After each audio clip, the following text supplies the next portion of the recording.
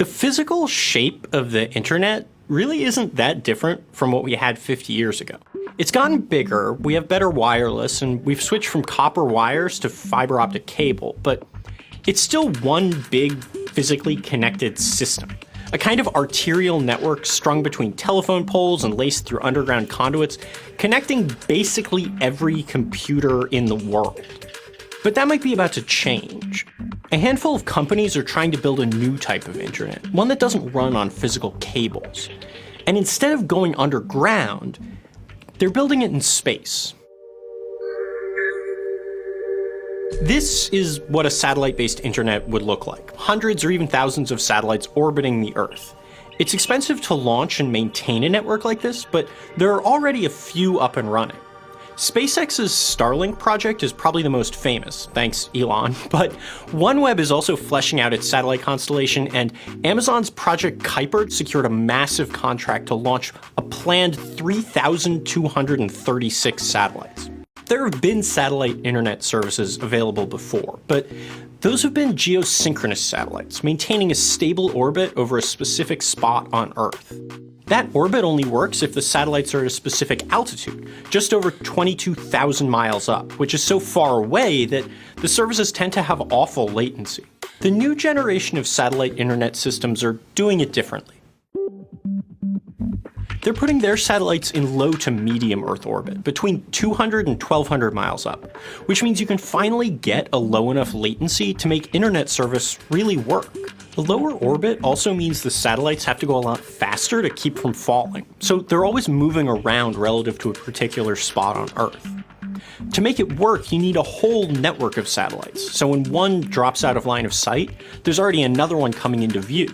One thing that I think gets lost when we talk about space-based internet is just how reliant these systems are on ground-based infrastructure. So in order to tap into a constellation like Starlink, you need a user terminal that relays signals to a satellite that's orbiting overhead.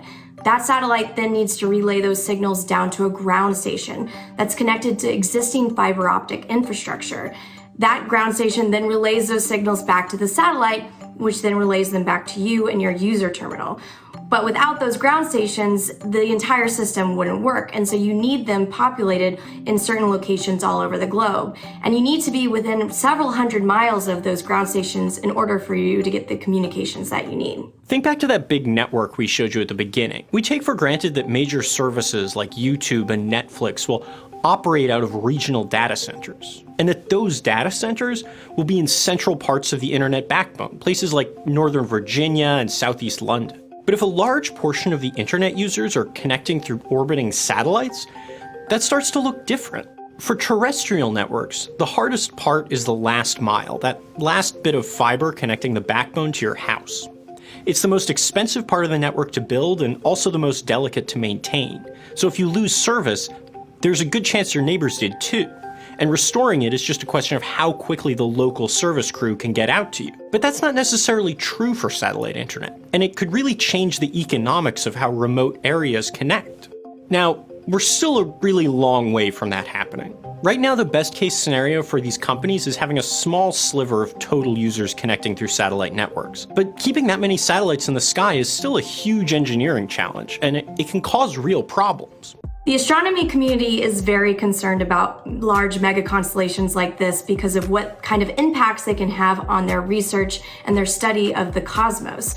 So in order to study distant places in the universe, astronomers take long exposure images of the night sky. But the problem with these satellites is they're very reflective and they can catch light from the sun. And when they pass over a telescope or an astronomer trying to take an image of the distant universe, that satellite reflecting sunlight can leave a very long white streak through the image, effectively ruining their observation. Another major issue is the fact that low Earth orbit is getting even more crowded than ever before. And with these companies proposing to put thousands of satellites into roughly the same area of space, satellite trackers are concerned that the probability of collisions will increase. And when things collide in space, it can be pretty nasty. These things are moving at roughly 17,500 miles per hour. So if one satellite runs into another, they can create thousands of pieces of debris that sticks around in space that then threaten other satellites. There are also practical issues that are still getting ironed out. When our editor-in-chief, Nilay Patel, tested Starlink in 2021, he said that at best, the service could offer inconsistent connectivity and huge latency swings. The biggest problem is obstructions in the dish's line of sight to satellites. Trees or even poles can cause service to cut out, and since the satellites are always moving, you really need a big strip of unobstructed sky. The usual fix for that is to mount the dish as high as you possibly can, but Starlink also warns that roof-mounted dishes can be blown loose in a storm. The company actually says you may want to take the dish inside during high wind events. To be fair, Starlink has launched a lot more satellites since we reviewed it in 2021, but a quick spin through Starlink's Reddit community shows latency swings, flagging download speeds, and dropped service are still very much an issue. Still, there are places where this kind of satellite internet could really make sense. Lots of places in America are still hugely underserved for broadband, and there are even more places like that in the rest of the world. The existing satellite projects aren't ready to fix that just yet, but the network keeps growing and more areas keep coming online. Even if Starlink can't make it work, there's always OneWeb, which is planning to launch full service at the end of 2022, or Project Kuiper after that. And if it finally does happen, the internet could start to look a whole